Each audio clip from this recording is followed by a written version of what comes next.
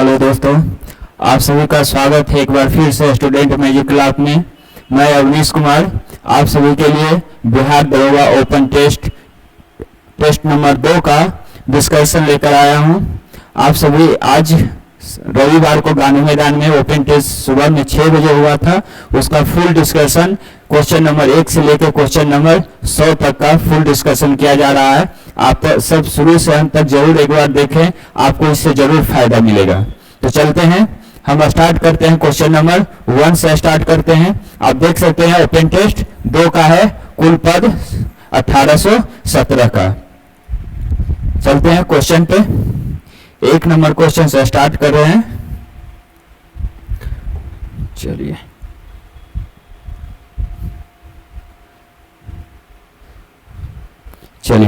देख लेते हैं क्वेश्चन नंबर 1 से।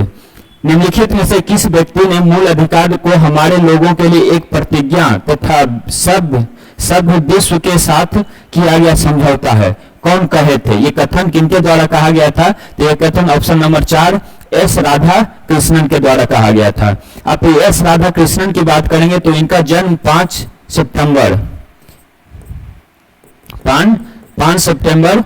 1888 ईस्वी को हुआ था। इसीलिए 5 सितंबर को हम सब शिक्षक दिवस के रूप में मनाते हैं।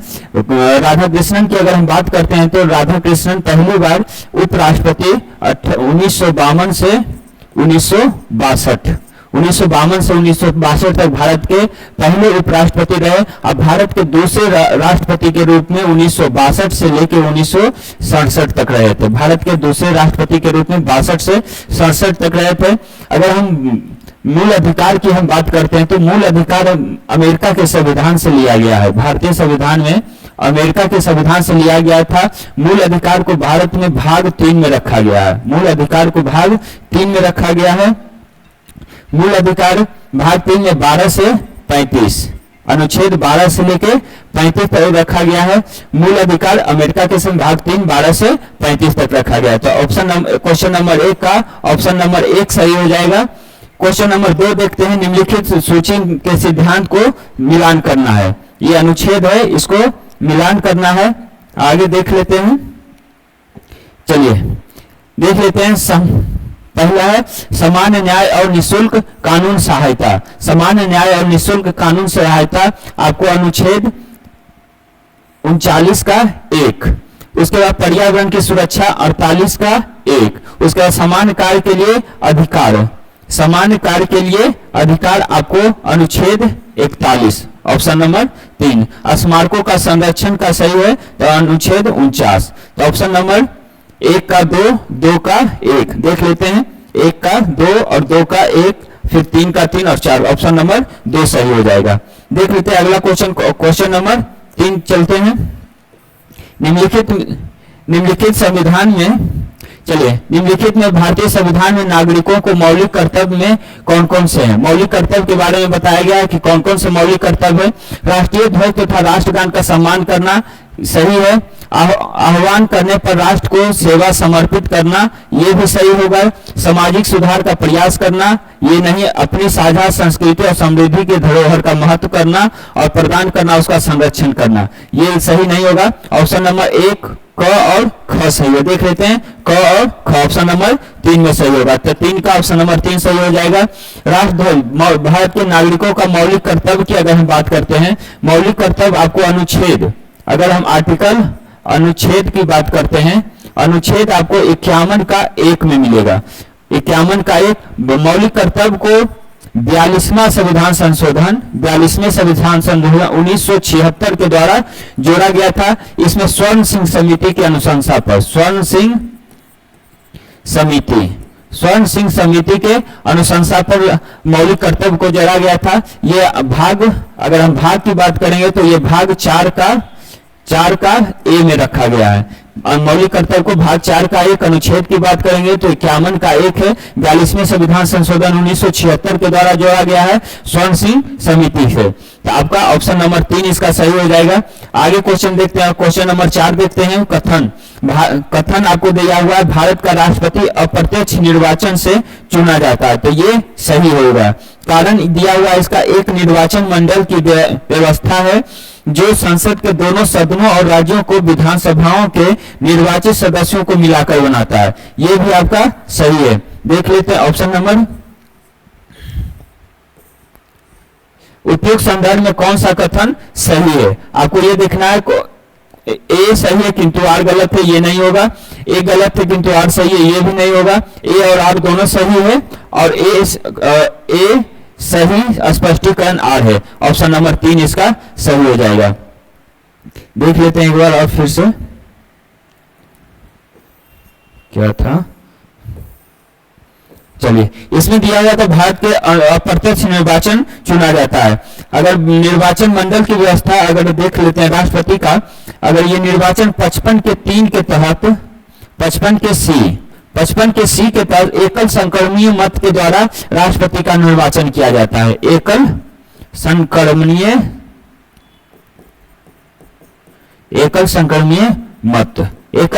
मत के द्वारा राष्ट्रपति का निर्वाचन किया जाता है 55 के सी के तहत। देख लेते हैं आगे क्वेश्चन नंबर 5।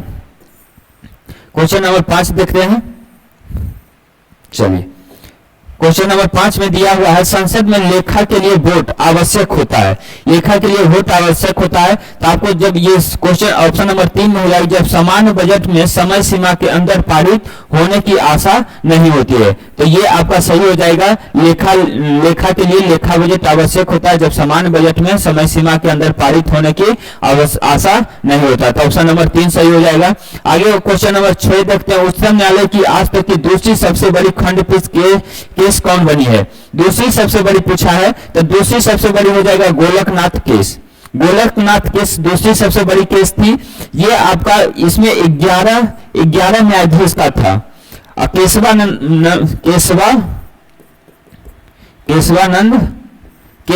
केस में आपको सबसे बड़ी पीठ थी। इसमें 13 न्यायाधीश का इसमें बनाया गया था। गोलकनाथ केस आपको 1967 में मिलेगा। गोलकनाथ केस 1967, गोलकनाथ केस जो आया था 1967 में आया था। केशवानंद केस की अगर हम बात करते हैं, केशवानंद केस 1973 में आया था। केशवानंद केस 1973 में आया था। इसमें 13 न्यायाधीश था। मिनर्वा मिल्स की अगर हम बात करेंगे तो ये 1980 में आया था। मिनर्वा मिल्स 1980 में आया था। बैंक नेशनलाइजेशन केस की अगर हम बात करें तो ये 1970 में आया था। 14 बैंकों का राष्ट्रीयकरण किया गया था 1969 में, उसी के केस में आया था 1970 में आया था। तो ऑप्शन नंबर ए इसका सही हो जाएगा। आगे देख लेते हैं क्वेश्चन नंबर 7। क्वेश्चन नंबर 7 में दिया हुआ है पंचायती राज व्यवस्था का न्याय पंचायतों को किसी बंदी बनाए जाने की सजा देने का अधिकार निम्न में से किस राज्य को है। तो इसमें ऑप्शन नंबर 1 सही हो जाएगा, बिहार राज्य को। बिहार राज्य में यह, अगर हम पंचायती राज की व्यवस्था की बात करते हैं तो 73वां संविधान संशोधन द्वारा 1992 में आया था। 73वां संविधान संशोधन 1992 पंचायती राज की व्यवस्था किया गया था। सबसे पहले अगर पंचायती राज की शुरुआत हुआ था तो 1959 में किया गया था। नागौर में किया गया था। जवाहरलाल नेहरू के द्वारा किया गया था। जवाहरलाल नेहरू के द्वारा शुरू किया गया था। 2 अक्टूबर 1959 को शुरू किया गया था। 73वां संविधान संशोधन, अगर पंचायती राज में विषय की संख्या बात करेंगे तो 29 विषय को रखा गया है। पंचायती राज में 29 विषय को रखा गया है। चलिए आगे बात करते हैं। ये इसका आंसर 1 हो जाएगा, बिहार। क्वेश्चन नंबर 8 का बात करते हैं। भारत के वित्त आयोग के संदर्भ में निम्नलिखित कथनों पर विचार करना है। वित्त आयोग के संदर्भ में, वित्त आयोग एक सांविधिक निकाय है। ये सांविधिक नहीं होगा, संवैधानिक निकाय होगा। संवैधानिक, वित्त आयोग एक संवैधानिक निकाय है, तो ये नहीं होगा। ऑप्शन नंबर 1 गलत हो जाएगा। संविधान के अनुच्छेद 280 के तहत वित्त आयोग का स्थापित किया गया, ये सही है। वित्त आयोग के द्वारा की गई सिफारिश प्रकृति में केवल सलाहकार है, ये भी आपका सही हो जाएगा। तो ऑप्शन नंबर 2 और 3 आगे देख लेते हैं।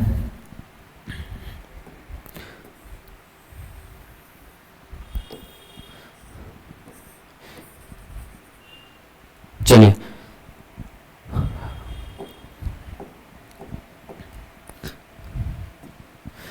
पहला वित्त आयोग 1950 में स्थापित किया गया था। ये 1950 में नहीं होगा, ये 1951 में होगा।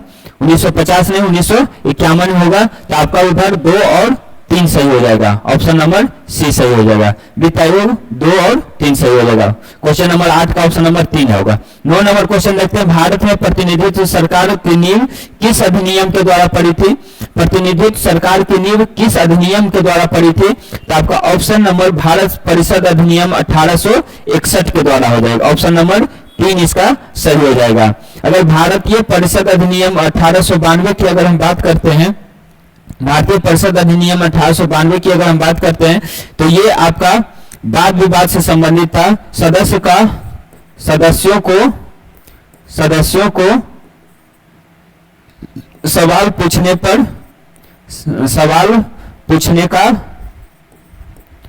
पूछने का मतलब दिया गया था। भारत सरकार अधिनियम 1935 की अगर हम बात करते हैं, भारत सरकार अधिनियम 1935 आपको भारत के संविधान का सबसे बड़ा अधिनियम ये था। मार्ले मिंटो सुधार अधिनियम की अगर हम बात करते हैं तो ये 1909 में आया था। 1909 में मिंटो भारत का वायसराय था।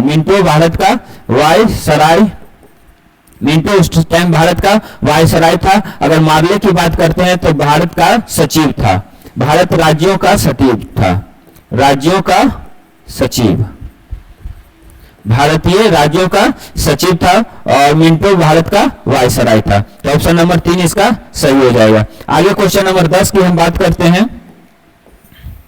क्वेश्चन नंबर 10 की अगर हम बात कर रहे हैं, चलिए क्वेश्चन नंबर, प्रारूप समिति में भारतीय संविधान का पहला प्रारूप कब प्रकाशित किया गया था? तो प्रारूप समिति में भारतीय संविधान का पहला प्रारूप जो प्रकाशित किया गया था फरवरी 1948 में प्रकाशित किया। प्रारूप समिति का गठन की हम बात करते हैं, प्रारूप समिति का जो गठन किया गया था 29 अगस्त 1947 में इसका गठन किया गया था। इसके अध्यक्ष अगर होंगे, इसके अध्यक्ष भीमराव अंबेडकर थे, भीमराव अंबेडकर।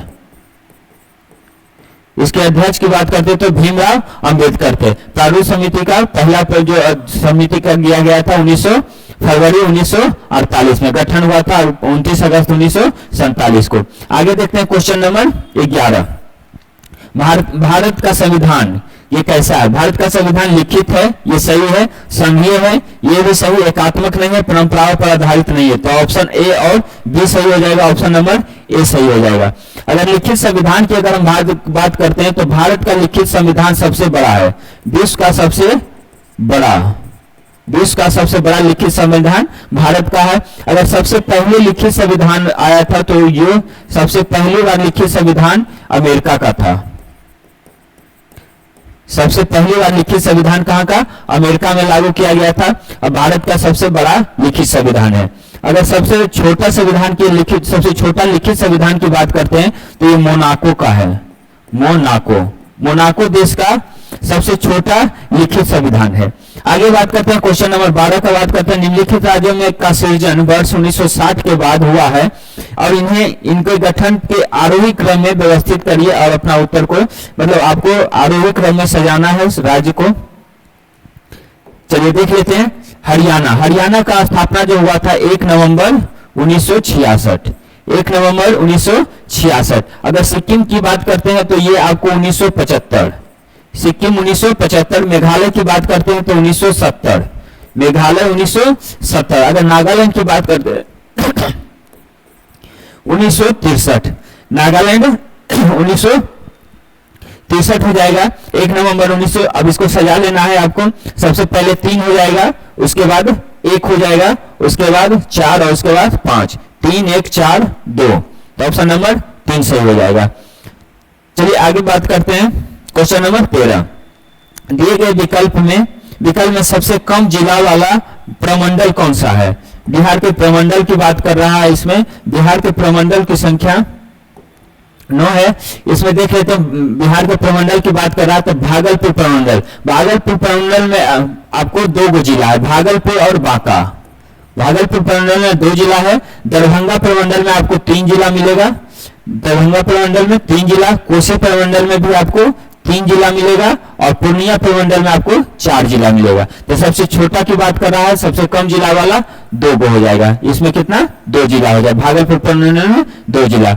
आगे क्वेश्चन नंबर 14 की बात करते हैं, निम्न से कौन सा बिहार के मुख्यमंत्री पद पर सबसे कम समय तक रहे हैं? सबसे कम समय तक आपको रहे हैं सतीश प्रसाद सिंह, मात्र ये 5 दिन के लिए मुख्यमंत्री बने थे, 5 दिन के लिए 1963 में। 1963 में ये मात्र 5 दिन के लिए मुख्यमंत्री बने थे।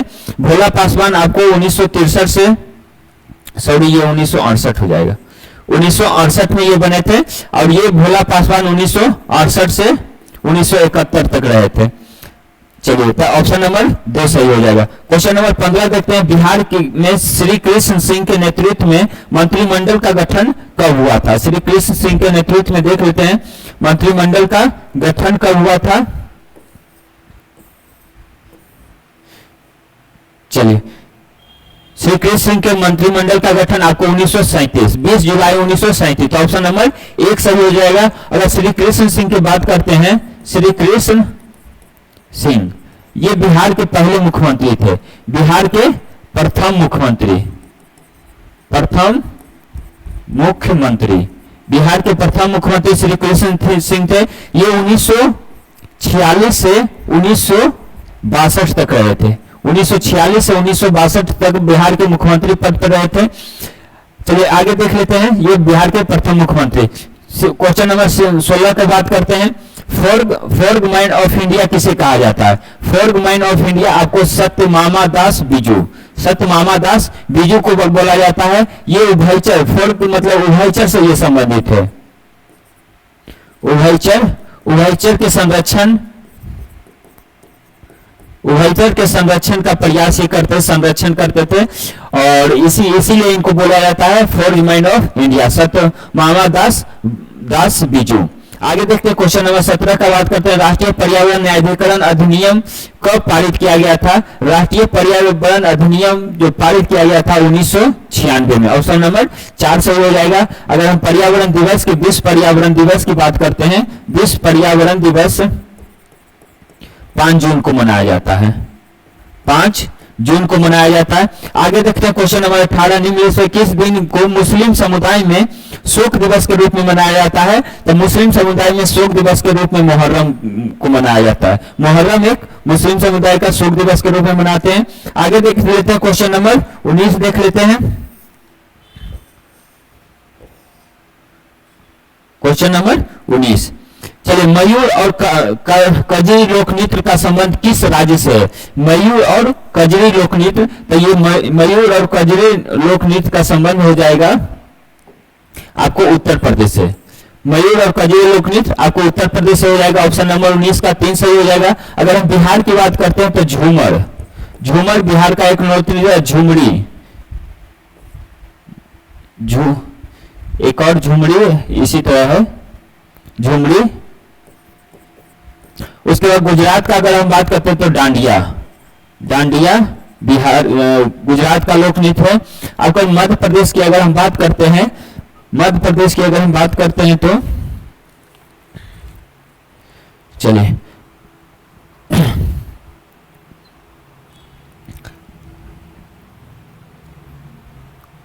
मध्य प्रदेश की अगर हम बात करते हैं तो मटकी, यहाँ का एक मटकी नृत्य है जो लोक नृत्य के रूप में जाना जाता है, मटकी लोक नृत्य। डांडिया हो गया गुजरात का, झूमर हो गया बिहार का, और उत्तर प्रदेश का आपको मयूर और कजरी हो जाएगा। और क्वेश्चन नंबर 20 की अगर हम बात करते हैं तो सर्कल ऑफ लाइफ पुस्तक के लेखक कौन है?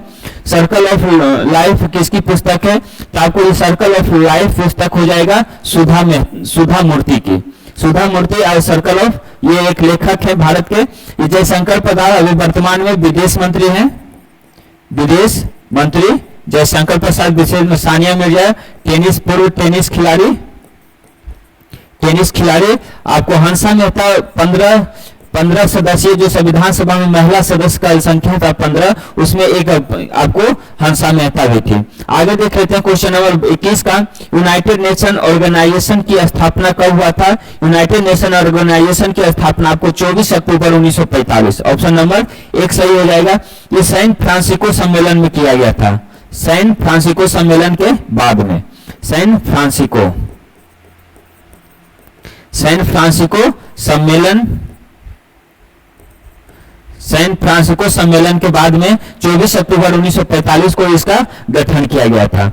आगे देख लेते हैं क्वेश्चन नंबर 22 देख लेते हैं। Choose the correct word. आपको इसमें इंग्लिश में आपको चूज करना है कौन सा वर्ड सही लिखा हुआ है।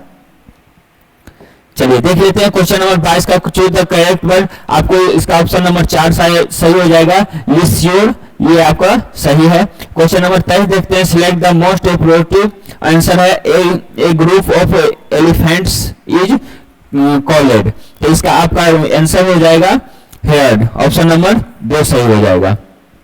क्वेश्चन नंबर 24 की बात करते हैं। निम्नलिखित में से विशिष्ट ऊष्मा किसका सार्वधिक है। आपको इसमें अलग अलग सबका विशिष्ट ऊष्मा देखना पड़ेगा। अगर हम लेड की विशिष्ट ऊष्मा की बात करते हैं तो 130 होता है। अगर पारा की विशिष्ट ऊष्मा की बात करते हैं तो 140 होता है। केरोसिन की विशिष्ट ऊष्मा की बात करते हैं तो 210 होता है। लोहा की विशिष्ट ऊष्मा की अगर हम बात करते हैं, लोहा की विशिष्ट ऊष्मा 460 होता है। लोहा की विशिष्ट ऊष्मा 460 होता है। तो सबसे अधिक की बात कर रहा है तो लोहा सही हो जाएगा, ऑप्शन नंबर 2 सही हो जाएगा। 25 देख लेते हैं। विद्युत घंटी में कौन सा सेल का प्रयोग किया जाता है। तो विद्युत घंटी में आपको लैक्लांसो सेल का प्रयोग किया जाता है, ऑप्शन नंबर 4 सही हो जाएगा। वोल्टेज सेल की अगर हम बात करते हैं तो ये बैटरी से संबंधित होता है। बैटरी आपको विद्युत ऊर्जा को संग्रहित करता है, विद्युत ऊर्जा को अपघटित करता है। डैनियल सेल की बात करते हैं तो ये विद्युत ऊर्जा को संग्रहित करने के लिए, विद्युत ऊर्जा से संबंधित है, विद्युत ऊर्जा को संग्रहित करने के लिए किया जाता है। शुष्क सेल की अगर हम बात करते हैं तो ये प्राथमिक सेल को कहा जाता है। प्राथमिक सेल को शुष्क सेल बोला जाता है। इसको एक बार उपयोग करने के बाद दोबारा उपयोग नहीं किया जाता है। तो ऑप्शन नंबर 4 इसका सही हो जाएगा। आगे देख लेते हैं नेक्स्ट।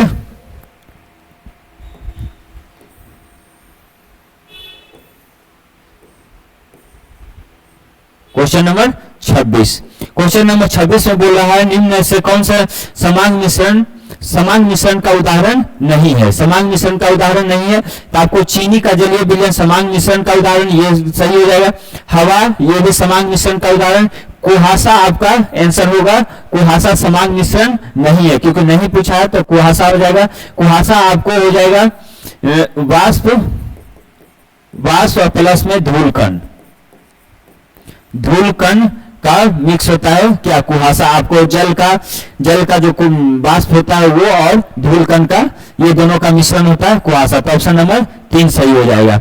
27 की बात करते हैं। निग्रोही अकर्मक अभिकर्मक को निम्न से दर्शाया जाता है। निग्रोही अकर्मक को आपको CH3, मैग्नीशियम और क्लोरीन, ऑप्शन नंबर 2 सही हो जाएगा। आगे देखते हैं क्वेश्चन नंबर 28 का। H2SO4 में सल्फर की ऑक्सीकरण संख्या आपको इसमें निकालना है। तो इसमें आपको सल्फर की ऑक्सीकरण संख्या 6 हो जाएगा। सल्फर की ऑक्सीकरण संख्या 6 हो जाएगा। 29 की अगर हम बात करते हैं निम्न से किस गैस को विद्युत प्रवाहित करने पर लाल प्रकाश उत्सर्जित करता है। किसमें आपका लाल प्रकाश उत्सर्जित करता है देख लेते हैं। तो नियोन आंसर आपका हो जाएगा। नियोन को विद्युत में प्रवाहित करने पर लाल प्रकाश करता है। अगर आर्गन की हम बात करते हैं तो आर्गन एक रंगहीन होता है। आर्गन का अगर रंग की बात करते हैं तो ये रंगहीन होता है। हाइड्रोजन की अगर हम बात करते हैं तो इसका परमाणु क्रमांक 1 होता है। हाइड्रोजन का परमाणु क्रमांक 1 होता है। हीलियम का परमाणु क्रमांक 2 होता है। हाइड्रोजन सबसे हल्का तत्व है। सब पूरे विश्व में सबसे हल्का तत्व कौन सा हाइड्रोजन है। दूसरा हल्का तत्व की अगर हम बात कर रहे हैं तो हीलियम हो जाएगा। दूसरा हल्का तत्व हीलियम हो जाएगा। तो ऑप्शन नंबर 1 सही हो जाएगा, नियोन। क्वेश्चन नंबर 30 की बात करते हैं। शारीरिक में रक्त के थक्के को पता लगाने के लिए किस समस्थानिक का प्रयोग किया जाता है। रक्त के थक्के को पता लगाने के लिए आपको सोडियम 24 मतलब Na24 का प्रयोग किया जाता है। कोबाल्ट 60 का अगर हम बात करते हैं तो कैंसर के उपचार के लिए प्रयोग किया जाता है। कैंसर के उपचार में कोबाल्ट 60 का प्रयोग करते हैं। अगर हम फास्फोरस 32 का देख लेते हैं। फास्फोरस 32 का आपको प्रोटीन और डीएनए को प्रोटीन और डीएनए को मिक्स करने के लिए इसका फास्फोरस माने इसके दोनों को अति करने के लिए इसका प्रयोग किया जाता है। अगर आर्सेनिक 74 की बात करते हैं तो ये ट्यूमर का पता लगाने के लिए किया जाता है। ट्यूमर को पता लगाने के लिए आर्सेनिक 74 का प्रयोग किया जाता है। ट्यूमर को पता लगाने के लिए आर्सेनिक 74 का प्रयोग किया जाता है, ये मस्तिष्क में आपको किया जाता है। आगे देख लेते हैं क्वेश्चन नंबर 31, साइनोबैक्टीरिया के क्षेत्र से संबंधित है। साइनोबैक्टीरिया किससे संबंधित है? आपको ये हो जाएगा साइनोबैक्टीरिया उत्पादक से संबंधित हो जाएगा। साइनोबैक्टीरिया ऑप्शन नंबर 2 सही हो जाएगा। अगर हम प्राथमिक उपभोक्ता की बात करते हैं तो पेड़ पौधा माने पेड़ पौधे को जो खाते हैं, हरे पौधे को जो खाते हैं, हरे पौधे को खाने वाले को क्या प्राथमिक उपभोक्ता कहते हैं। तृतीय उपभोक्ता बोलते हैं द्वितीय उपभोक्ता का जो प्रयोग करते हैं, द्वितीय उपभोक्ता, द्वितीय उपभोक्ता को जो प्रयोग करते हैं उसको तृतीय उपभोक्ता कहते हैं। इसमें मांसाहारी आ जाता है, मांसाहारी, तृतीय उपभोक्ता में मांसाहारी का प्रयोग किया जाता है। चलिए तो क्वेश्चन नंबर 31 का ऑप्शन नंबर 2 सही हो जाएगा। 32 का देख लेते हैं, प्राणी जगत का दूसरा सबसे बड़ा संघ कौन सा है? इसमें दूसरा पूछा है, दूसरा में आपको हो जाएगा मोलास्का। मोलास्का आपको ऑप्शन नंबर 3 सही हो जाएगा। 32 का ऑप्शन नंबर 3 हो जाएगा मोलास्का। चलिए दूसरा में आपको मोलास्का हो जाएगा। अगर फर्स्ट पे पूछा है सबसे बड़ा, अगर प्राणी जगत का सबसे बड़ा पूछेगा तो अर्थोपोडा, फर्स्ट पे अर्थोपोडा हो जाएगा, दूसरा पे मोलास्का होता है। तो ऑप्शन नंबर 3 सही हो जाएगा। आगे देख लेते हैं क्वेश्चन नंबर 33 का। चलिए क्वेश्चन नंबर 33, निम्न कौन सी कोशिका का विस्तार का कारण बनता है? कोशिका के विस्तार का कारण बनता है तो इसमें आपको हो जाएगा टर्नर दबाव। टर्नर दबाव ऑप्शन नंबर 1 सही हो जाएगा। टर्नर दबाव के कारण कोशिका का विस्तार का कारण बनता है। क्वेश्चन नंबर 34 देखते हैं, मान लीजिए किसी दुर्घटना के कारण किसी व्यक्ति का मुख और ग्रास नली कोमल स्तर को क्षतिग्रस्त हो जाता है तो इस मामले में निम्नलिखित में से कौन सा ऊतक प्रभावित होगा? तो आपको इसका आंसर हो जाएगा 3 नंबर सल्की उपकला इसका प्रभावित होता है। क्वेश्चन नंबर 35 का बात करते हैं, दिल्ली मुंबई एक्सप्रेसवे पर कहां भारत का सबसे लंबे एनिमल ओवरपास कॉरिडोर का अनावरण किया गया है? दिल्ली मुंबई एक्सप्रेसवे पे। आगे देख लेते हैं ऑप्शन।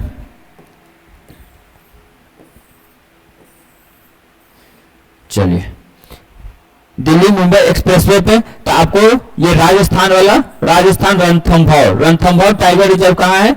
राजस्थान में। रणथंभौर टाइगर रिजर्व कहां? राजस्थान। तो ऑप्शन नंबर 4 इसका सही हो जाएगा। सिमलीपाल की अगर बात करते हैं, सिमलीपाल उड़ीसा में है। सिमलीपाल कहां? उड़ीसा में है। अगर रातापानी टाइगर रिजर्व की बात करते हैं तो मध्य प्रदेश में है। रातापानी मध्य प्रदेश में है। रातापानी मध्य प्रदेश। माधव टाइगर रिजर्व की अगर हम बात कर, माधव राष्ट्रीय उद्यान की बात करते हैं तो ये भी आपको मध्य प्रदेश में है। तो माधव मध्य प्रदेश में, रातापानी भी मध्य प्रदेश, सिमलीपाल उड़ीसा और रणथंभौर आपको राजस्थान में। मुंबई और दिल्ली एक्सप्रेसवे के बीच में यही Ranthambore tiger reserve. Question number 36 की बात करते हैं, यूएसए ने ईरानी परमाणु स्थल के किस ऑपरेशन के तहत हवाई हमले किए हैं? किस ऑपरेशन के तहत? तो ऑपरेशन मिडनाइट हैमर। तो ऑप्शन नंबर 1 सही हो जाएगा। ऑपरेशन मिडनाइट हैमर का प्रयोग किया था, यूएसए किया था किसके लिए? ईरानी परमाणु स्थल को तहत ऑपरेशन के तहत हवाई हमले किया था। आगे देख लेते हैं क्वेश्चन नंबर 37 का, एयर इंडिया। क्वेश्चन नंबर 37 देख लेते हैं, एयर इंडिया A171 दुर्घटना की जांच का नेतृत्व किसको सौंपा गया है? तो ऑप्शन नंबर 2 हो जाएगा गोविंद मोहन। ऑप्शन नंबर 2 हो जाएगा गोविंद मोहन। आपको अगर ये दुर्घटना की बात करते हैं तो ये अहमदाबाद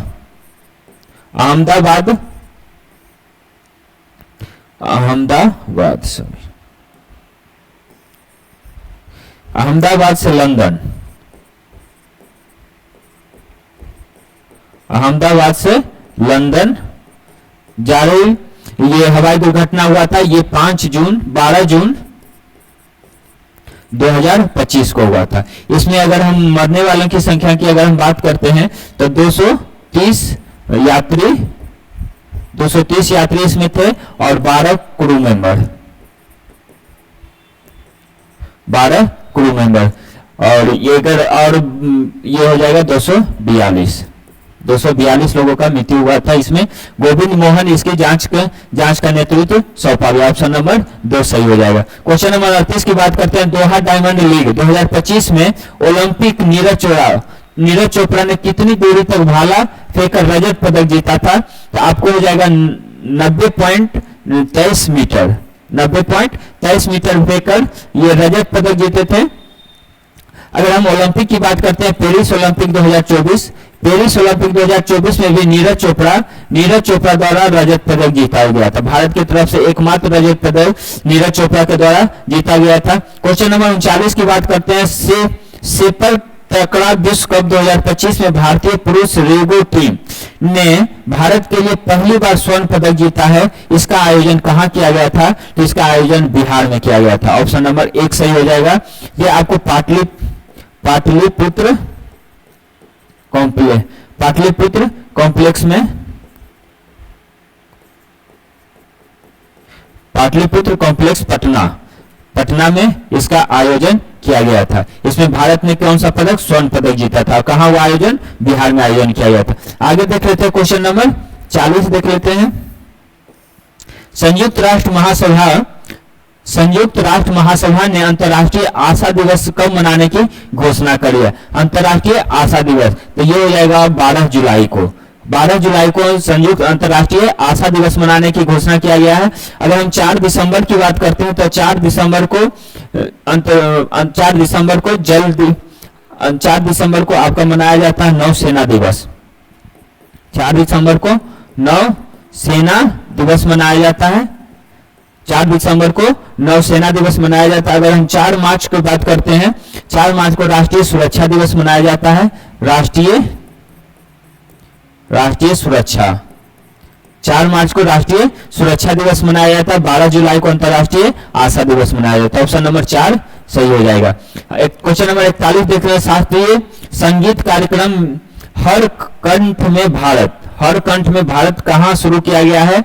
हर कंठ में भारत आपको ऑप्शन नंबर 4 उड़ीसा हो जाएगा। ऑप्शन नंबर 4 उड़ीसा हो जाएगा। हर कंठ में भारत का आयोजन किया गया है। अगर हम उड़ीसा की बात करते हैं तो उड़ीसा की जो स्थापना हुआ था 1 अप्रैल 1936, 1 अप्रैल 1936 को उड़ीसा की स्थापना हुआ था। अगर हम उड़ीसा के मुख्यमंत्री की बात करते हैं तो मोहन चरण मांझी। उड़ीसा के मुख्यमंत्री अगर कौन है? मोहन चरण मांझी, उड़ीसा के मुख्यमंत्री। अगर गुजरात की हम मुख्यमंत्री की बात करते हैं, भूपेंद्र भाई पटेल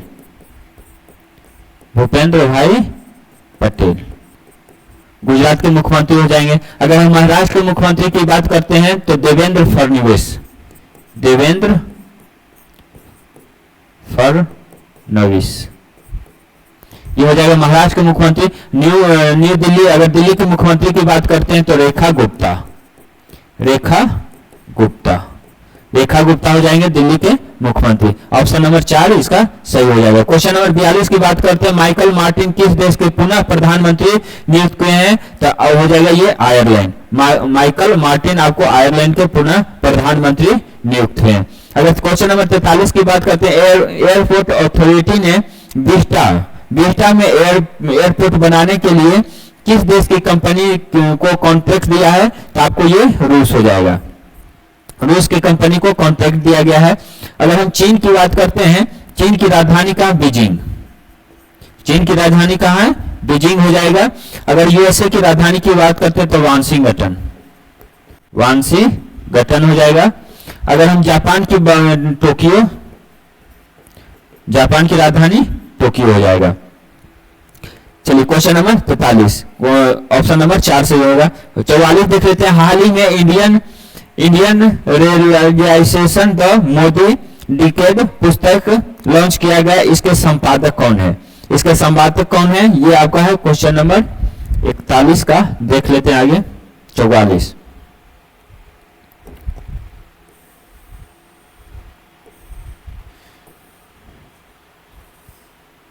चलिए इसका आंसर देख लेते हैं।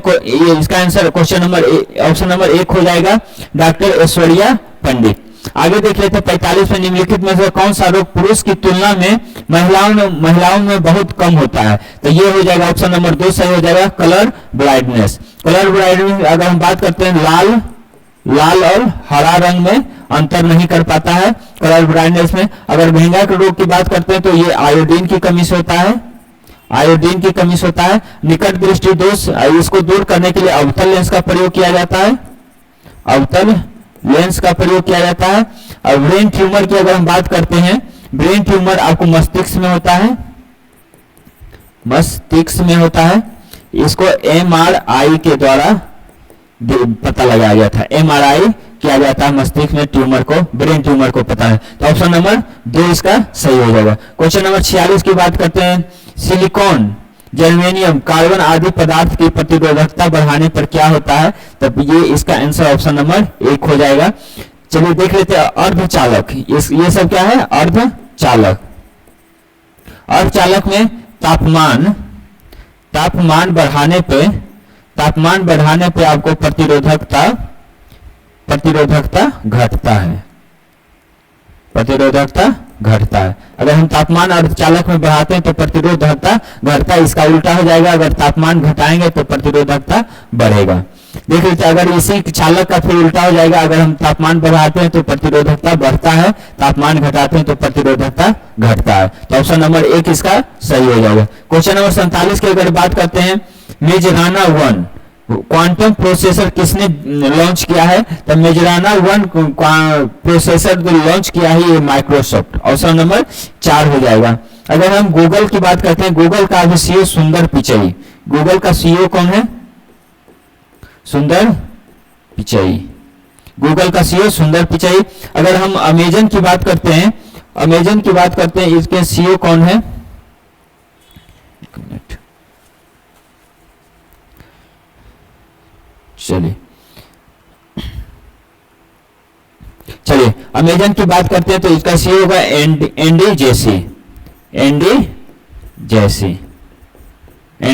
जेसी हो जाएगा।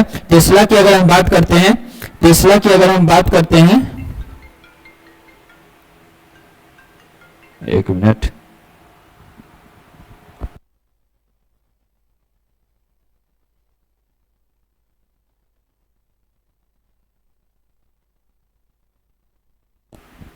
चलिए हेलो, चलिए हम आगे बात करते हैं। टेस्ला की बात करते हैं तो आपको टेस्ला के सत्य नडेला आपको माइक्रोसॉफ्ट को हो जाएगा, सत्य नडेला आपको माइक्रोसॉफ्ट का सीईओ हो जाएंगे। टेस्ला की अगर हम बात करते हैं तो एलन मस्क आपका सीईओ हो जाएंगे। देख लेते हैं, गूगल का सुंदर पिचई, अमेजन का एंडी जेसी, टेस्ला का एलन मस्क और माइक्रोसॉफ्ट का सत्य Nadella. Option number question number 47 का आपको ऑप्शन नंबर 4 माइक्रोसॉफ्ट सही हो जाएगा। क्वेश्चन नंबर 48 देख लेते हैं, किस देश ने डोर 1 संचार उपग्रह लॉन्च किया है, डोर 1 संचार उपग्रह आपका इजराइल हो जाएगा। डोर 1 संचार उपग्रह कौन लॉन्च किया है, इजराइल हो जाएगा। अगर हम फ्रांस की बात करते हैं तो फ्रांस की राजधानी पेरिस, फ्रांस की राजधानी कहां है, पेरिस हो जाएगा। चीन का राजधानी बीजिंग हो जाएगा। आगे हम बात करते हैं क्वेश्चन नंबर 49 देख लेते हैं। चलिए, भारत सरकार ने जीओपी की गणना के लिए कौन सा आधार वर्ष अपनाने की घोषणा किया है, तो आपको जीओपी गणना के लिए आधार वर्ष आपको 2022-23 की घोषणा किया, 2022-23 इंसर्ट हो जाएगा। Question number option number 3। 50 देख लेते हैं, किस राज्य सरकार ने अनुसंधान को बढ़ावा देने के लिए मुख्यमंत्री जीवन अनुप्रयोग योजना की शुरुआत किया है, कि अनुसंधान को बढ़ावा देने के लिए मुख्यमंत्री जीवन अनुप्रयोग योजना की शुरुआत किया है, तो ये ऑप्शन नंबर 2 सही हो जाएगा। और असम की अगर हम बात करते हैं, असम के अगर अब मुख्यमंत्री की बात करते हैं तो हेमंत बिस्वा शर्मा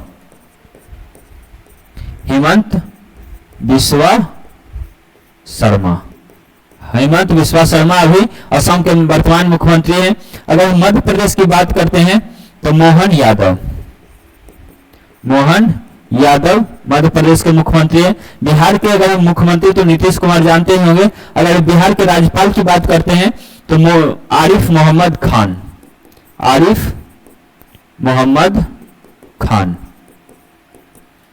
बिहार के मुख्यमंत्री नीतीश कुमार हैं। उत्तर प्रदेश के मुख्यमंत्री योगी आदित्यनाथ हैं। अगर उत्तर प्रदेश के हम राज्यपाल की बात करते हैं तो आनंदीबेन पटेल।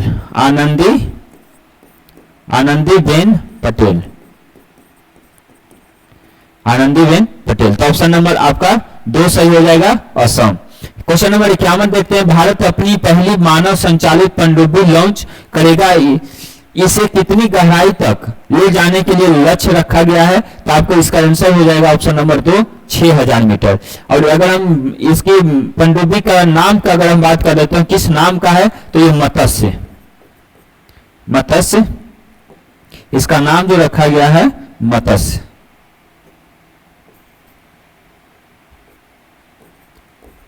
मत्स्य इसका नाम क्या रखा गया है, मत्स्य इसका नाम रखा गया। ये 600 मीटर गहराई तक जाएगा। ये 2025 में लॉन्च किया जाएगा, 2025 में इसको लॉन्च करेंगे। ऑप्शन नंबर क्वेश्चन नंबर 52 देख लेते हैं। गुरबचन सिंह रंधावा का संबंध किस खेल से है? गुरबचन सिंह रंधावा का संबंध किस खेल से है? आगे देख लेते हैं किस खेल से है, तो इनका संबंध हो जाएगा ऑप्शन नंबर 4, ट्रैक और फील्ड। ट्रैक और फील्ड मतलब ये बाधा दौड़ से संबंधित है, बाधा दौड़। और फील्ड में आपका हो जाएगा ये ऊंची कूद से भी संबंधित है, बाधा दौड़ और ऊंची कूद। अगर हम हॉकी की बात करते हैं तो अभी वर्तमान हाल ही में पेरिस ओलंपिक में आपको हॉकी में कांस्य पदक जीता गया था। इसमें आपको गोलकीपर की अगर हम बात करते हैं तो PR सीरीज थे। हॉकी में 11 खिलाड़ी होता है, वॉलीबॉल में खिलाड़ी की बात करते हैं तो 6 खिलाड़ी होता है, क्रिकेट में 11 खिलाड़ी होता है।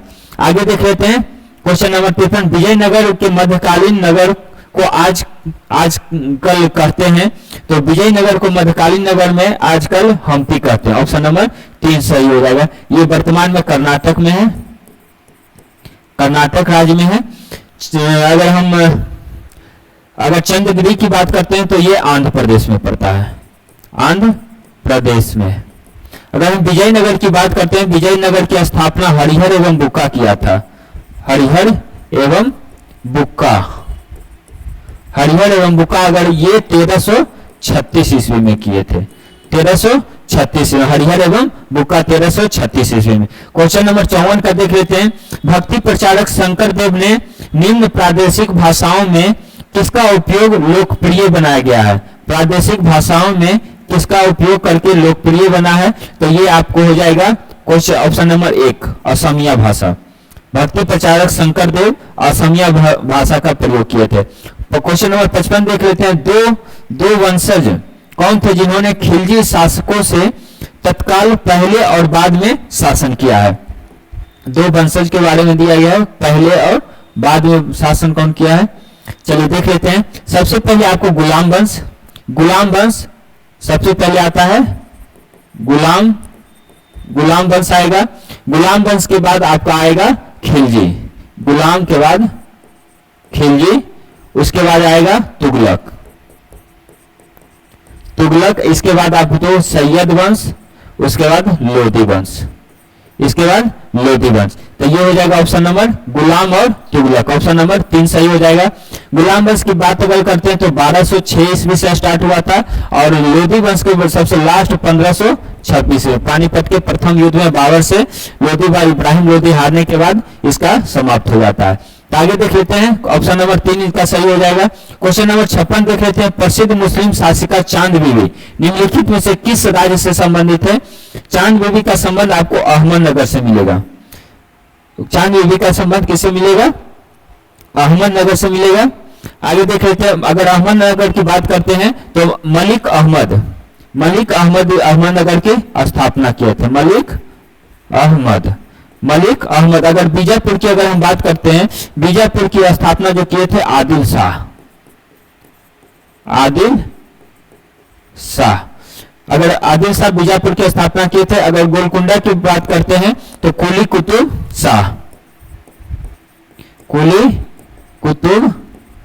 शाह आपको गोलकुंडा की स्थापना किए थे। बरार की अगर हम बात करते हैं, बरार की स्थापना कौन किए थे? बरार की आपको फतेह उल्लाह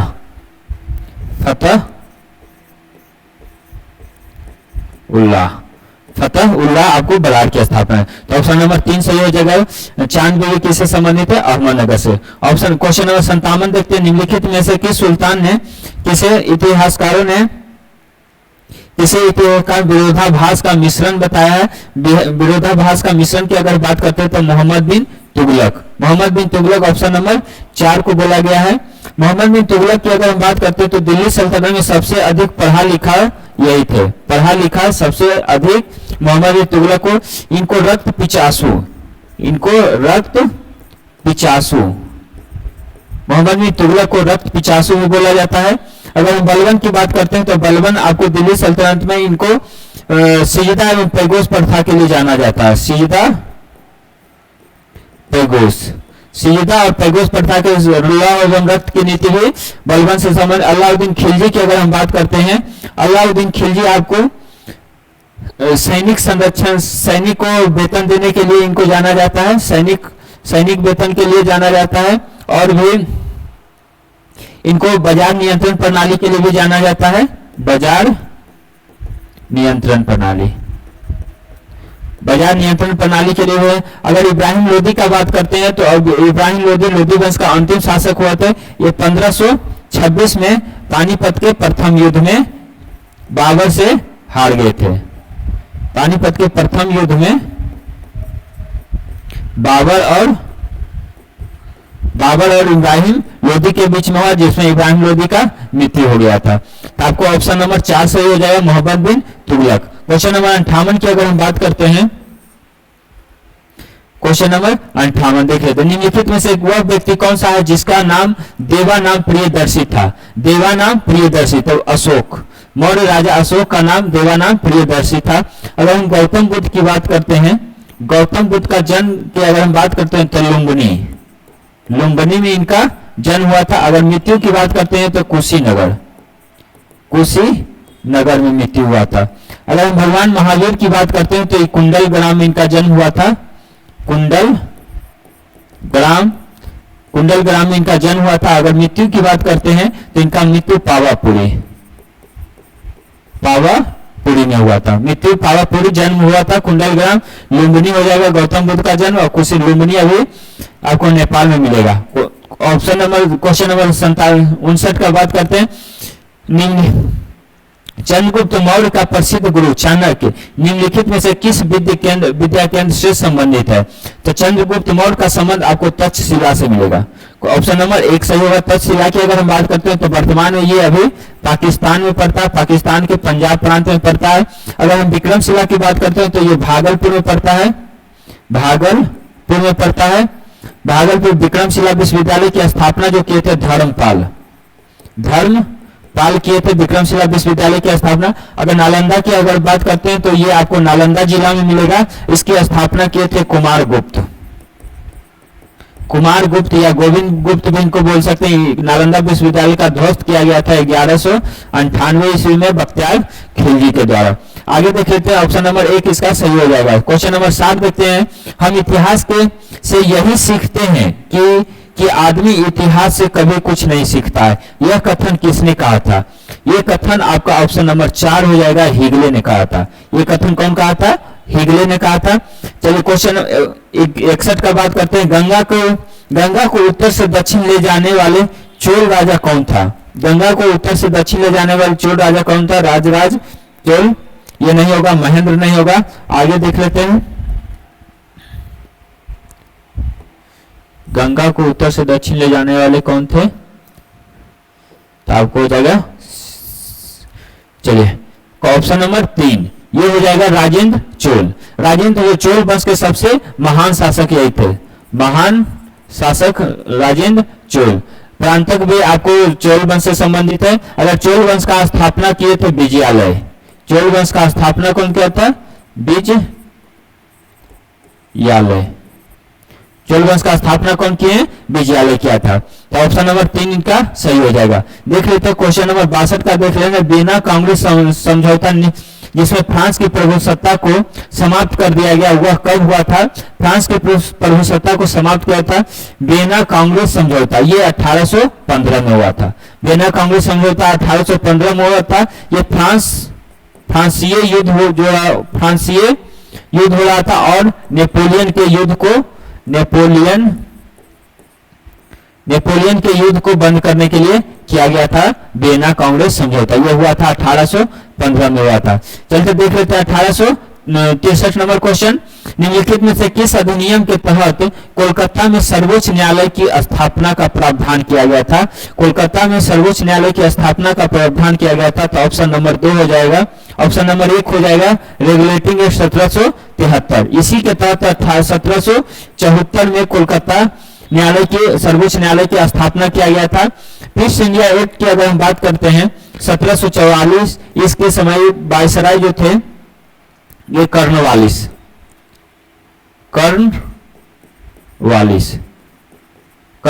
के समय में आया था। ईस्ट इंडिया एक्ट आया था।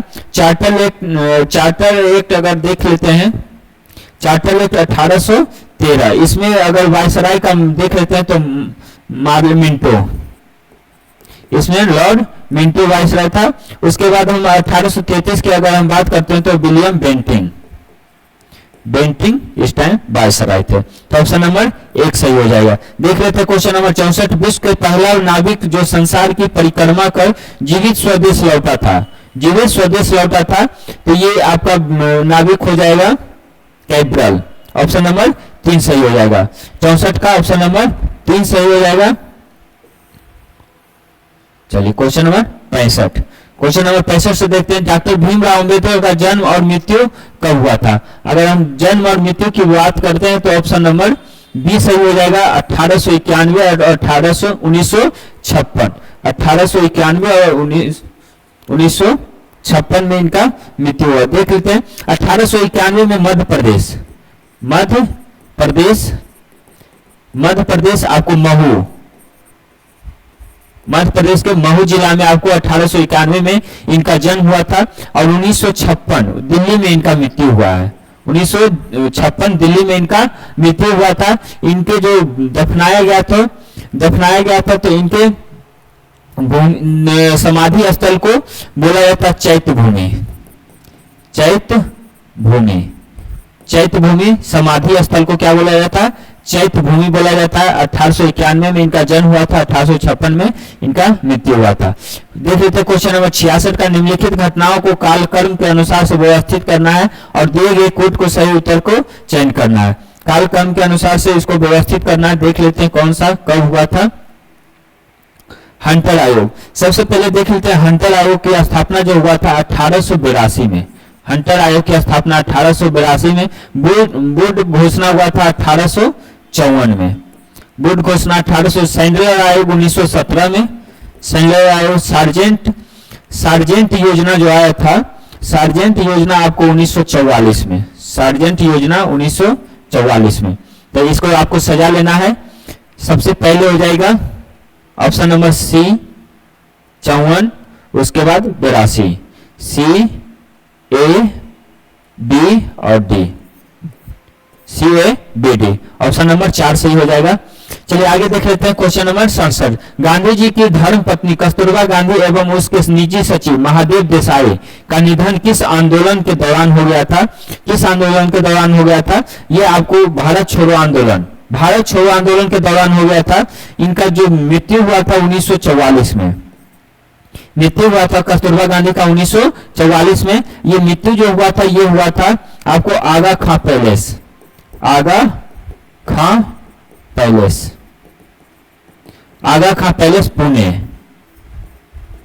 पुणे में इनका मृत्यु हुआ था। आगा खां पैलेस पुणे में इनका मृत्यु हुआ था। भारत छोड़ो आंदोलन की अगर हम बात करते हैं तो 9 अगस्त 1942 में स्टार्ट हुआ था और सहयोग आंदोलन आपको 1920 में स्टार्ट हुआ था। 1922 में इसको वापस ले लिया गया था चौरा चौरी हत्याकांड के बाद। अगर हम दांडी यात्रा की बात करते हैं, दांडी यात्रा 1930 में स्टार्ट हुआ था।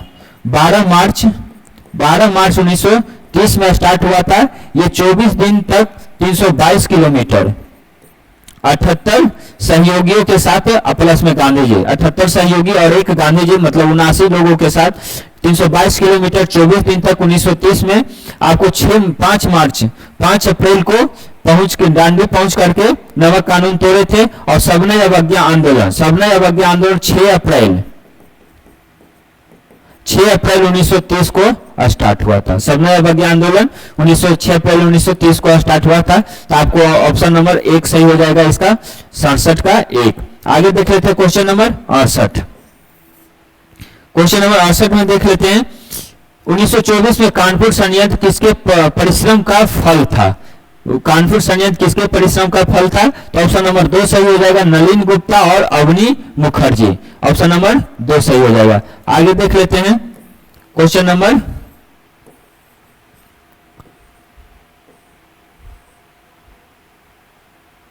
और इधर ये क्वेश्चन था। चलिए क्वेश्चन नंबर 69, क्वेश्चन नंबर 69 देख लेते हैं। 1962 ईस्वी के युद्ध में चीन को युद्ध विराम के लिए कौन सा कारण विवश किया गया था? कौन सा कारण विवश किया गया था, ये देख लेते हैं। ऑप्शन,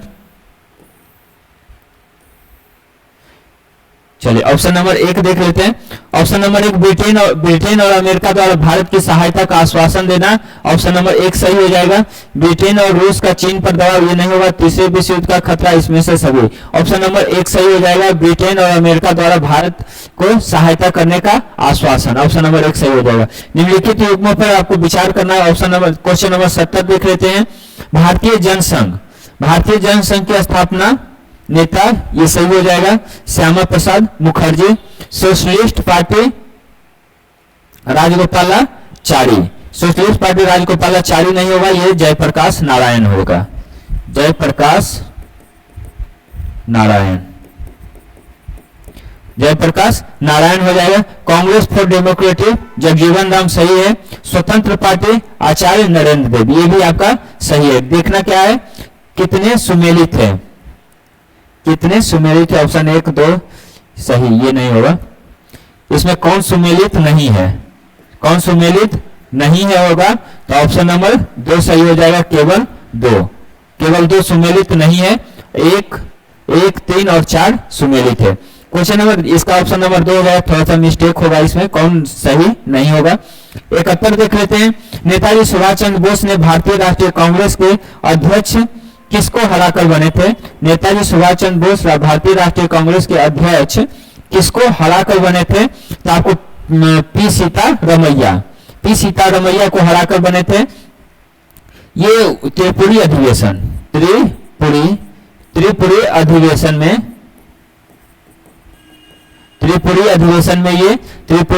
में ये जीते थे 1939 में। अगर हरिपुरा अधिवेशन की बात करते हैं तो अध्यक्षता जवाहर यही किए थे, सुभाष चंद्र बोस। हरिपुरा अधिवेशन की अध्यक्षता सुभाष चंद्र बोस 1938 में किए थे।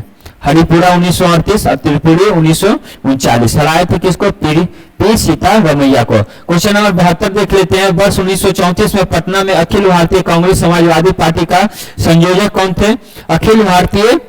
अखिल भारतीय कांग्रेस समाजवादी पार्टी का संयोजक आपको जयप्रकाश नारायण। ऑप्शन नंबर 3 सही हो जाएगा। क्वेश्चन नंबर 73 देख रहे हैं। प्लेट विवर्तन सिद्धांत किस वर्ष प्रस्तुत किया गया था? तो प्लेट विवर्तन सिद्धांत आपको 1960 में हो जाएगा। आगे देख लेते हैं। अंतरराष्ट्रीय तिथि रेखा बिल्कुल सीधी नहीं है, क्योंकि इसका कारण, अंतरराष्ट्रीय तिथि रेखा बिल्कुल सीधी नहीं है, इसका कारण क्या हो जाएगा? कोरियाई बल ये अंतरराष्ट्रीय समझौता नहीं है। और कुछ देशों के विभिन्न भागों एवं दिन एवं समय को एक समान रखना। ऑप्शन नंबर 3 एकदम सही है। आपको अंतरराष्ट्रीय तिथि रेखा, आपको अगर पृथ्वी की अंतरराष्ट्रीय तिथि रेखा देशांतर रेखा से निर्धारण होता है। देशांतर रेखा आपको उत्तर से दक्षिण की ओर खींचा जाता है। अगर इस दो देशांतर के बीच की दूरी को अगर हम कहते हैं तो इसको गोरे कहते हैं, गोरे। अगर देशांतर रेखा, अक्षांश रेखा की अगर हम बात करते हैं तो ये 2 अक्षांश रेखा के बीच की दूरी को जोन कहते हैं। आगे देख लेते हैं क्वेश्चन, तो ऑप्शन नंबर 3 इनका सही हो जाएगा। 75 देख लेते हैं। सुमेलित करना है। कालाहारी मरुस्थल के बारे में बताया। कालाहारी मरुस्थल आपको हो जाएगा बोत्सवाना। कालाहारी मरुस्थल बोत्सवाना हो जाएगा। तकला मकान कहाँ? चीन का हो जाएगा। तकला मकान चीन। मोजेब आपको पेरू का हो जाएगा। और सुचेरा आपको संयुक्त राज्य अमेरिका का हो जाएगा। एक का जो ऑप्शन नंबर 1 हो जाएगा, ये 2 और ये 3 और ये 4। तो 1 का 2, 2 का 3, 3 का 4 और 4 का 1। आगे देख लेते हैं।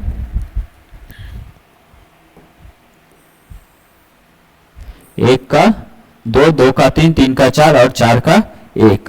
तो ये हो जाएगा ऑप्शन नंबर 2 सही हो जाएगा। ऑप्शन नंबर 2 सही हो जाएगा। आगे देख लेते हैं क्वेश्चन नंबर 76 देख लेते हैं। Question number 76। क्वेश्चन नंबर 76, महासागरीय गर्तों में सर्वाधिक संख्या किस महासागर में है? महासागरीय गर्तों में सर्वाधिक संख्या आपको प्रशांत महासागर, इसी में सबसे दुनिया का सबसे गहरा मेरियाना गर्त आपको प्रशांत मेरियाना गर्त आपको प्रशांत महासागर में ही मिलेगा। आगे देख लेते हैं 77, रबर किस प्राकृतिक प्रदेश का उपज है? तो रबर आपको विषुवतीय प्रदेश में पाया जाता है। विषुवतीय प्रदेश, अगर हम पूरे पृथ्वी की बात करते हैं तो अक्षांश ये आपका जो हो जाएगा विषुवतीय रेखा जो होता है, भूमध्य रेखा, इसके आसपास वाले क्षेत्र को विषुवतीय प्रदेश बोलेंगे। तो इसी क्षेत्र में आपको रबर की उपज मिलेगा। क्वेश्चन नंबर 78 की बात करते हैं, भारतीय प्रमुखता एक उष्णकटिबंधीय देश कहलाता है निम्नलिखित में से किस कारण से? भारत उष्णकटिबंधीय कहलाता है किस कारण से? अक्षांशीय विस्तार, देशांतरीय, क्षेत्रीय या उष्णकटिबंधीय मानसून जलवायु। तो आपका ऑप्शन नंबर 4 हो जाएगा, उष्णकटिबंधीय मानसून जलवायु के कारण से। उष्णकटिबंधीय मानसून जलवायु के कारण से भी हो सकता है। 78 का अगर हम बात कर लेते हैं, अक्षांशीय विस्तार, ऑप्शन नंबर 1 सही हो जाएगा। अक्षांशीय विस्तार, अक्षांशीय विस्तार सही हो जाएगा। अगर हम अक्षांशीय विस्तार का अगर हम बात करते हैं तो ये आपको अक्षांश रेखा होता है। ये आपको अक्षांश पूर्व से पश्चिम की ओर खींचा गया रेखा अक्षांश रेखा होता है। अगर ये हो जाएगा पूरा विषुवत रेखा, बीचों बीच खींचा हुआ रेखा विषुवत रेखा, और यहीं पे आपको भारत मिलेगा। इस क्षेत्र में आपको भारत मिलेगा। और यहाँ से आपको ये कर्क रेखा हो जाएगा, कर्क रेखा हो जाएगा। कर्क रेखा भारत के बीचों बीच से गुजरता है, तो आधा भारत उत्तरी भाग और कर्क रेखा बांटती है। तो आपको ये अक्षांश की रेखा से ही इसका निर्धारण उष्णकटिबंधीय कहलाता है। तो आपको भूमध्य रेखा और कर्क रेखा के बीच के क्षेत्र को उष्णकटिबंधीय क्षेत्र बोलते हैं, उष्णकटिबंधीय क्षेत्र बोलते हैं। और नीचे में मकर रेखा होता है, तो मकर रेखा और भूमध्य रेखा के बीच के क्षेत्र को भी उष्णकटिबंधीय क्षेत्र बोलते हैं। इसलिए आपको अक्षांशीय विस्तार इसका आंसर सही हो जाएगा। देख लेते हैं क्वेश्चन नंबर 79 देख लेते हैं। क्वेश्चन नंबर 79 आपको मिलान करना है। क्वेश्चन नंबर 79 में मिलान करना है फरक्का। फरक्का आपको गंगा नदी पे, फरक्का बांध गंगा नदी पे बना, टिहरी बांध आपको भागीरथी नदी पे बना हुआ, थीन बांध आपको रावी नदी पे मिलेगा, और नागार्जुन बांध आपको कृष्णा नदी, नागार्जुन बांध कृष्णा नदी पे मिलेगा। कृष्णा नदी की अगर नागार्जुन बांध तो ये आपको तेलंगाना में अभी पड़ेगा, वर्तमान राज्य तेलंगाना में पड़ेगा, तेलंगाना। अगर हम रावी थीन बांध की बात करते हैं तो ये पंजाब में पड़ेगा, पंजाब में। अगर हम ये फरक्का की बात करते हैं तो ये पश्चिम बंगाल में पड़ेगा, पश्चिम बंगाल। और फिर अब बच गया भागीरथी। अगर भागीरथी आपको टिहरी बांध, ये आपको उत्तराखंड में, उत्तराखंड में पड़ेगा। तो इस तरह से आपको मिलान कर लेना, 1 का 3, 2 का 4, 1 3 2 4, ऑप्शन नंबर 3 सही हो जाएगा। आगे देख लेते हैं क्वेश्चन नंबर 80। क्वेश्चन नंबर 80 देख लेते हैं। डिक्रोंग जल विद्युत परियोजना किस देश के राज्य का निर्माणाधीन है? डिक्रोंग जल विद्युत परियोजना किस देश के राज्य में, देश के किस राज्य में निर्माणाधीन है? तो आपको अरुणाचल प्रदेश, ये अरुणाचल प्रदेश में निर्माण हो रहा है। तो आपको हो जाएगा ऑप्शन नंबर 4 सही हो जाएगा। 80 के ऑप्शन नंबर 4 सही है। भारत में प्रथम जल विद्युत परियोजना केंद्र की स्थापना 1897 में कहां किया गया था? तो ये आपको दार्जिलिंग में हो जाएगा, ऑप्शन नंबर 2 सही हो जाएगा। इसमें 130 मेगावाट 130 मेगावाट बिजली का उत्पादन किया गया था। तो ऑप्शन नंबर 2 सही हो जाएगा। निम्नलिखित में से किसका सर्वाधिक BOD बायोलॉजिकल ऑक्सीजन डिमांड स्तर हो सकता है? तो इसमें शुद्ध जल, नागरिक सीवेज, नगर पालिका सीवेज, दूध उपयोग, अपशिष्ट जल, लुगदी सीवेज। तो ऑप्शन नंबर 4 सही हो जाएगा। लुगदी सीवेज में अधिक स्तर रहता है, सर्वाधिक स्तर हो सकता है 4, ऑप्शन नंबर 4। आगे देख लेते हैं क्वेश्चन नंबर 83। निम्नलिखित में से किस प्रकार के मेघ में सतत वर्षण गुण होता है? किस प्रकार के मेघ में सतत वर्षण गुण होता है? तो वर्षो स्तरीय मेघ में, ऑप्शन नंबर 3 सही हो जाएगा। वर्षो स्तरीय में सतत वर्षण गुण होता है। आयरलैंड की मीठी झीलों को क्या बोला जाता है? तो आयरलैंड की मीठी झील को लाऊ बोला जाता है, ऑप्शन नंबर 1 सही हो जाएगा। आयरलैंड की अगर हम बात करते हैं तो आयरलैंड का राजधानी अगर डबलिन, आयरलैंड की राजधानी कहाँ है? डबलिन हो जाएगा। क्वेश्चन नंबर 85 की बात करते हैं। राज्य में निम्नलिखित युगों में से किसमें लौह अयस्क के उत्पादन की अच्छी क्षमता होती है? लौह अयस्क के उत्पादन की अच्छी क्षमता आपको गुजरात और गोवा और कर्नाटक, ऑप्शन नंबर 2 सही हो जाएगा, गोवा और कर्नाटक हो जाएगा। क्वेश्चन नंबर 86 देखते हैं, सामाजिक मूल्य का आत्मसात करने की प्रक्रिया को क्या बोलते हैं? सामाजिक मूल्य के आत्मसात करने की प्रक्रिया को आपको सामाजिकरण बोलते हैं, ऑप्शन नंबर 2 सही हो जाएगा। आगे देख लेते हैं क्वेश्चन नंबर 87। क्वेश्चन नंबर 87 में आपको मिलेगा, निवल निवेश प्राप्त करने हेतु तो सकल निवेश को किसमें घटाया जाता है? निवल निवेश प्राप्त करने के लिए निवल निवेश प्राप्त करने के लिए आपको निवल निवेश बराबर हो जाएगा सकल निवेश और माइनस मूल्य ह्रास। तो ऑप्शन नंबर 4 सही हो जाएगा। निवल निवेश बराबर सकल निवेश माइनस मूल्य ह्रास करते हैं तो आपको निवल निवेश प्राप्त होता है, तो ऑप्शन नंबर 4 सही हो जाएगा। 88 देख रहे हैं, लोचदार मांग की स्थिति में कीमत में वृद्धि होने पर क्या होगा? लोचदार मांग अगर हो जाएगा तो कीमत में वृद्धि होने पर कुल आगम घट जाएगा, ऑप्शन नंबर 2 सही होगा। कुल आगम क्या हो जाता है? घट जाता है। देख लेते हैं आगे,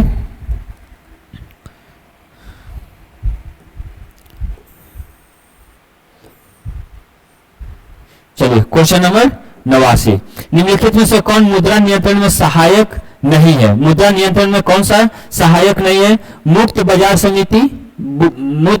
बाजार नीति, मुद्रा आरक्षित अनुपात ये सही है, बैंक दर सही है, मार्जिन आवश्यकताओं में परिवर्तन ये भी सही है, तो ये ऑप्शन नंबर 1 हो जाएगा। कौन नहीं है?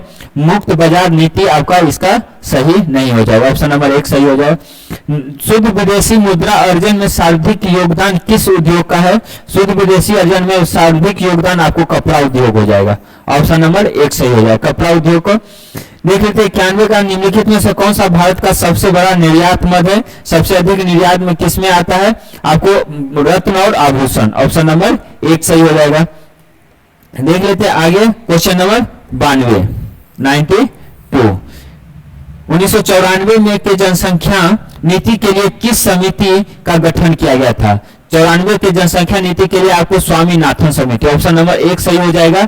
1994 जनसंख्या नीति के लिए स्वामीनाथन समिति का गठन 1994 में किया गया था, 1994 में। अगर हम दंतेवाड़ा समिति का अगर हम बात करते हैं तो ये ब्लॉक स्तर पर सुधार के लिए था, ब्लॉक स्तर को सुधार के लिए समिति था।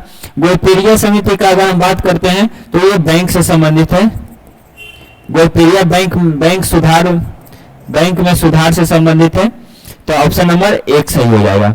देख लेते हैं 93 में निम्नलिखित में से किस शब्द का प्रत्यय का प्रयोग, ये हिंदी का क्वेश्चन है, किस शब्द में प्रत्यय का प्रयोग हुआ है? प्रत्यय होता है किसी शब्द के जो बाद में लगता है उसको प्रत्यय बोलते हैं, और जो पहले लगता है उसको उपसर्ग बोलते हैं। प्रत्यय का प्रयोग किसमें किया गया है? देख लेते हैं, प्रत्यय का आपको हो जाएगा आपात आकार नहीं है, इसमें देखिए लास्ट में आकार है, तो ये हो जाएगा ऑप्शन नंबर 1 मौसेरा। जो बाद में प्रयोग होता है किसी शब्द के लास्ट में जो प्रयोग होता है उसको प्रत्यय बोलते हैं। ऑप्शन नंबर क्वेश्चन नंबर 94 देख लेते हैं, संतोष शब्द का में कौन सा उपसर्ग है? वही उपसर्ग का बात करते हैं तो किसी शब्द के शुरू में जो लगता है उसमें उसको उपसर्ग बोलते हैं। तो संतोष में आपको सम उपसर्ग हो जाएगा, ऑप्शन नंबर 2 सही हो जाएगा, संतोष में सम उपसर्ग हो जाएगा। क्वेश्चन नंबर 95 का बात करते हैं, चलिए देख लेते हैं। ए बी डी ए, देखिए 1 2 यहां से 4 और 5, 1 2 4 5, तो ये हो जाएगा 3 बढ़ रहा है, यहां से 3 बढ़ा है तो इसमें भी 3 अगर हम बढ़ा लेंगे तो ये हो जाएगा 7। अगर यहां से बढ़ा है 2 से 5 हो गया, 3 बढ़ा है तो 5 से 3 बढ़ा के 8 हो जाएगा, तो ये 7 का जी, 8 का एच, जी एच देख लेते हैं, जी एच इसमें भी है, जी में भी। उसका जे एम के एम, उसका देखिए यहाँ 4 है और यहाँ 10, तो कितना 6 बढ़ा है, तो इसमें भी अगर हम 6 बढ़ा लेंगे तो हो जाएगा 16, तो के और जे, यहाँ पे 10 और यहाँ पे जे के 11, ये तो आ नहीं रहा, इसका कुछ गलत है, ऑप्शन नंबर 95 का ऑप्शन कुछ गलत है, ये नहीं होगा। देख लेते हैं क्वेश्चन नंबर 96 का, 46 11 7 30 7 तो 50 के क्या होगा? देखिए 11 चौक 44 और प्लस 2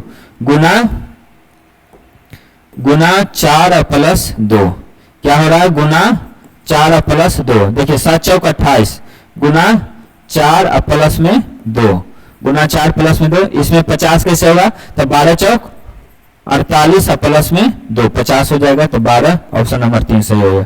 विषम युग्म का चयन करना है, बांग्लादेश का टका, रुपया के बारे में, दक्षिण कोरिया का रुपया नहीं होता, रूस का रूबल सही है, मलेशिया का रिंगिट सही है।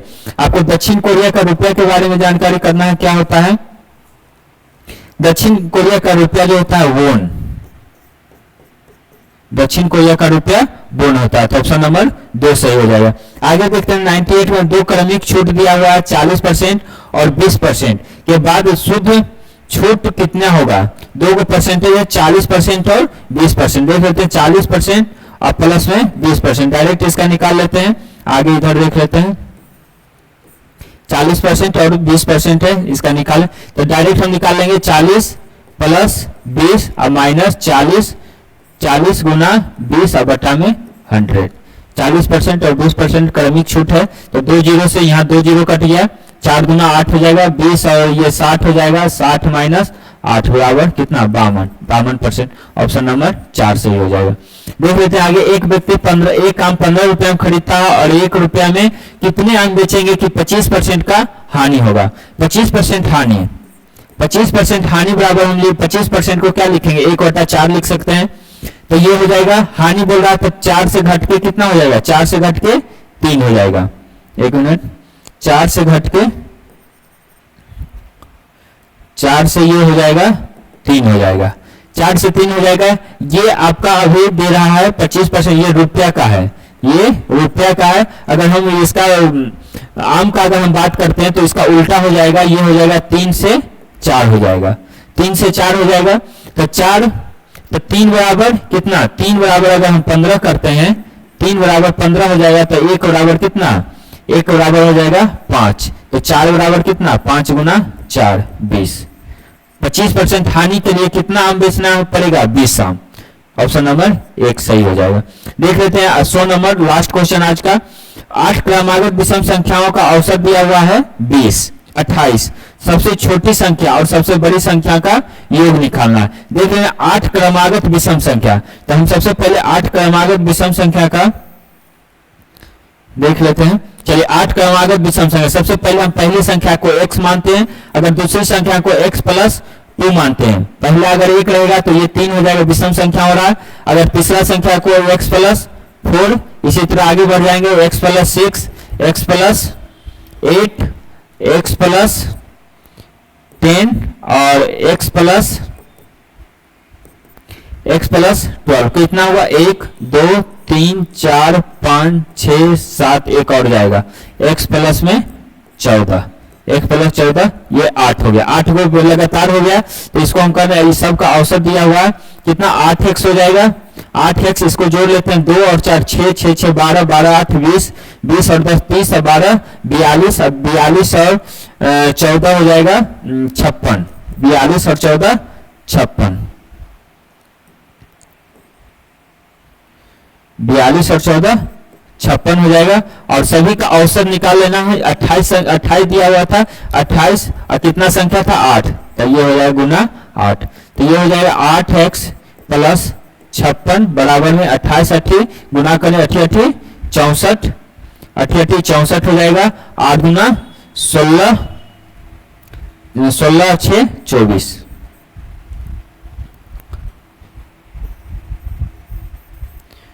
चलिए 80 64 हो जाएगा, कैरी कितना बच गया 6, 8 गुना 16, 16 और 6 22, 224। अब हो जाएगा 8x बराबर, इसको घटा लेंगे तो 14, ये हो जाएगा 14, 14 में 6 गया 8 हो जाएगा, और फिर ये हो जाएगा 21 हो जाएगा, 21 में 5 गया 16, काट लीजिए इसको, 8 से अगर हम काट लेंगे तो 8 गुना 16, 8 इकाई 8, x बराबर 21, सबसे छोटी संख्या मेरा आ गया 21। अब हमको निकालना क्या, सबसे छोटी और सबसे बड़ी संख्या, तो सबसे छोटी संख्या कितना 21 हो जाएगा, ये 21 हो जाएगा, सबसे बड़ी संख्या हो जाएगा कितना 21 प्लस में 14, कितना हो जाएगा 5 और 3 35, तो 21 और प्लस में 35 जोड़ लेंगे, ये हो जाएगा 5 1 6 और 3 और 2 5, 56।